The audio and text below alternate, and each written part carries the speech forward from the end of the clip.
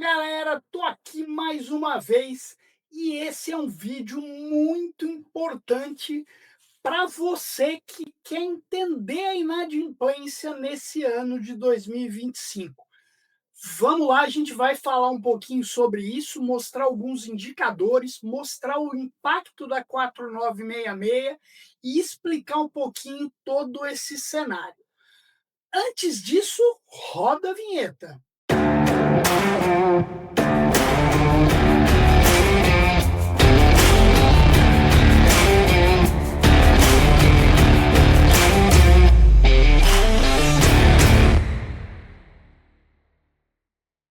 Muito bom. Como eu falei, esse vídeo a gente vai falar um pouquinho sobre os indicadores de cobrança, sobre os dados aí de 2025, esse impacto, esse crescimento da inadimplência. A gente vai explicar um pouquinho baseado na 4966, falar de alguns indicadores que a gente comparou aqui para fazer uma relação com o indicador do Banco Central e tudo isso. E aí a gente vai também falar sobre alguns outros aspectos de cobrança, como sempre. Mas eu queria lembrar você aqui, ó, se você ainda não conhece, conheça a Universidade Tabelando, um conteúdo que cresce a cada mês. Cada dia mais coisas a gente está incluindo ali. A gente lançou agora mais cursos. Vem aí o mês que vem um curso sobre crédito, dois cursos, na verdade, um agora em dezembro e outro em janeiro. A gente tem muito mais para o ano que vem.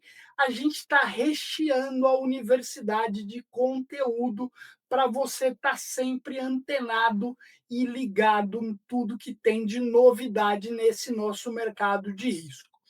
Bom, vamos lá. Eu preparei aqui um material que eu vou usar como guia para a gente bater esse papo aqui e falar um pouquinho sobre esses dados. Bom, vamos lá. Eu vou começar falando sobre um assunto que foi muito destaque em todas as discussões de cobrança nesse ano, que é a nova resolução 4966. Ela trouxe uma mudança considerável e comprovada por diversas empresas. Em conversas que eu tive, eu fiz questão de ir no detalhe, entender se isso era fato, e todas me confirmaram, todos aí, grandes bancos inclusive, me confirmaram esse efeito. E o efeito aonde é?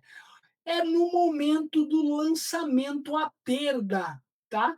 E isso muda tudo em relação à comparação da inadimplência, principalmente com relação ao principal indicador, que é o over 90 lá do Banco Central.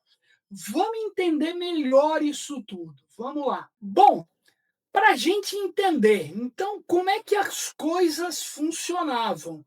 O indicador over 90, ele demonstrava exatamente o quê?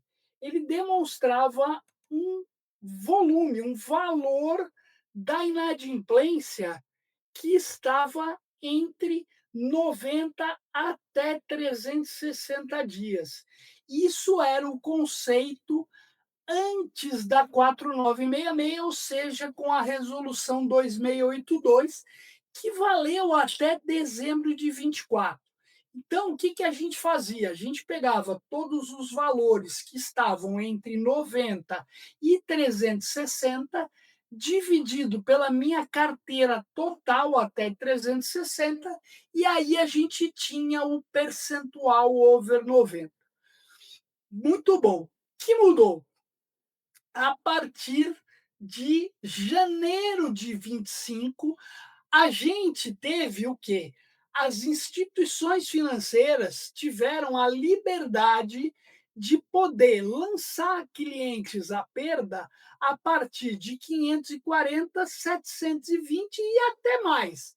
Mas são os dois valores, dias de atraso, que a maior parte das instituições moveram seus indicadores. Isso fez com que acontecesse o seguinte: o meu over 90 passou a não ser mais até 360. E aqui vale sempre lembrar, né? Eu cometi um erro quando eu fiz uma menção em relação a esse indicador, dizendo que ele ia até 360. Por quê? Porque eu também estava com a cabeça na 2682 e a 4966 abriu esse período de lançamento à perda que aí ampliou, ou seja, quando eu olho hoje o meu indicador, ele corresponde 90 até 540 dividido pela carteira toda, ou até mais os 90 até 720 dividido pela carteira toda que aconteceu com isso? A partir de janeiro de 2025, com a 4966, o período de perda se acresceu no mínimo 180 ou até 360 dias. Então, o nosso volume inadimplente para o indicador aumentou. Ou seja, o meu percentual, quando eu comparava com períodos anteriores, ele não é igual. Vamos ver isso efetivamente, como é que está demonstrado? Eu fiz aqui uma outra análise para vocês, mostrando o quê? Mostrando exatamente como é que se compararam esses indicadores no período aqui, usando uma média de 2020 até 2024, qual era a nossa média de janeiro até outubro, que é o que a gente tem até agora, né? Então, se a gente olhou o período médio de janeiro até outubro dos 5 últimos anos, eles tiveram um percentual médio de 2,89%. E agora? Agora a gente teve um percentual médio de 3,60%, ou seja, mais 24,35 percentual ou 0,71 pontos percentuais no indicador. Então, a gente tem no último ano de 2025 uma inadimplência neste indicador que ela não é comparável à inadimplência do ano passado. Ah, então a inadimplência, na verdade, não subiu, Tambellini? Ela simplesmente é outro indicador? Não, e sim e não. Ela subiu? Subiu. E eu vou mostrar para você alguns indicadores aqui que mostram um pouquinho esse comportamento histórico, inclusive, tá? Mas ela tem um efeito muito forte relacionado a 4966. Mas a gente tem ouvido em todas as empresas que a inadimplência no ano de 2025 ela também é desafiadora. Então, qual que é o fato aqui? A gente tem aqui o indicador over 90 do Banco Central e demonstrado aqui no FICO Risk Trends, aonde de 2025 para frente a gente deve ter novos patamares. Este número aqui, ele não vai ser mais igual aos números anteriores, ou não posso dizer igual, porque a gente nunca sabe qual é o patamar que a inadimplência pode cair, mas eles não são mais comparáveis. Ou seja, a gente não pode dizer que esse período a gente teve por si só um crescimento grande da inadimplência. Porém, eu fiz uma avaliação aqui comparando esse indicador over 90 com alguns outros indicadores. Vamos dar uma olhada nisso? Então, olha só, a inadimplência ela é uma verdade, ela subiu realmente com muitas conversas que a gente teve com muitas empresas que olham outros indicadores que eu já vou falar um pouquinho sobre isso. Mas aqui, olha, eu estou chamando de outra conversa, aonde eu fiz aqui comparativos do over 90 com a taxa de juros, com o desemprego, com a inflação, né? E perdoe aqui, é com a negativação, tá? A negativação dos birôs de crédito. Como é que ela se compara? A gente vê aqui que o indicador ele conversa muito com a taxa de juros. Essa é uma análise que eu tinha feito no passado e eu resolvi atualizar agora.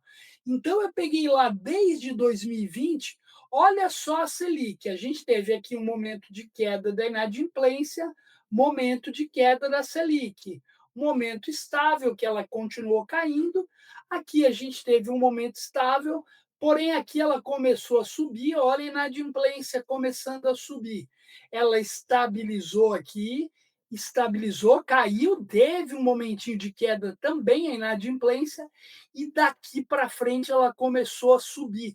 Olha como ela anda muito parecida com a curva de inadimplência. Então, a taxa de juros é destes quatro indicadores o que mais conversa com os percentuais de inadimplência. Então, quando a gente vê aqui o crescimento dela aqui e o crescimento da inadimplência, a gente pode entender que o crescimento da inadimplência nesse ano aqui de 25 não foi só a conta pela 4966, que a gente teve sim um crescimento da inadimplência natural. Agora, olha só que interessante, quando a gente olha o desemprego, não é interessante a gente olhar o desemprego lá medido pelo IBGE e a gente olha aqui um desemprego em queda e uma inadimplência em alta, né? No mínimo esquisito, porém esse indicador, ele sempre é um indicador que não dá para a gente ter uma visão do qual é efetivamente a situação real da população empregada, porque ele sempre é um indicador que pergunta se ele está procurando emprego ou não. Não é o que ele está desempregado. Aqui a gente tem o cara que não está procurando emprego, mas não necessariamente ele está empregado. Né? Então, existe um viés aqui com relação a esse indicador. Quando a gente olha a inflação, pô, é mais difícil ainda. Ela tem aqui crescimentos, subidas, descidas, e ela também não conversa com esse indicador de inadimplência. A negativação aqui, esqueça IPCA aqui, teve um erro aqui que eu não consegui corrigir. Enfim, então aqui ele mostra negativação. A gente tem aqui os 70 e poucos milhões de CPFs negativados, está aqui embaixo, tá? E aí a gente vê esse crescimento, um crescimento aqui, mas depois ele tem uma queda também com crescimento.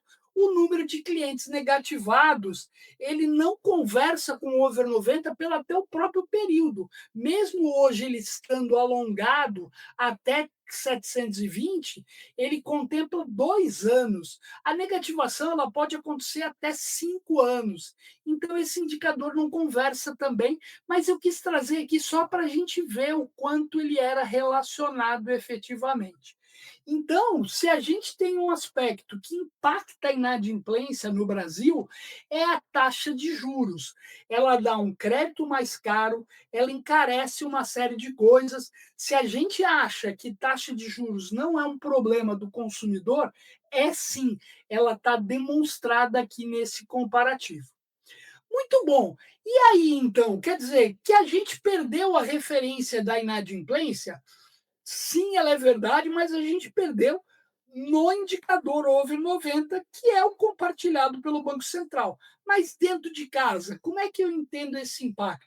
A 4966, nesse aspecto aqui, teve um impacto no lançamento à perda, que impacta o indicador over 90. Porém, os indicadores de rolagem até 60 ou 90, eles possuem o mesmo conceito.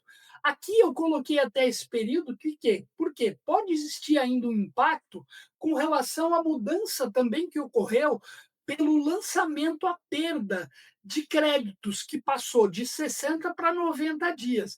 Então, eu posso ter tido um momento onde eu acruei mais juros nesse período, e aí, por isso, eu estou entendendo um valor financeiro maior em termos de inadimplência.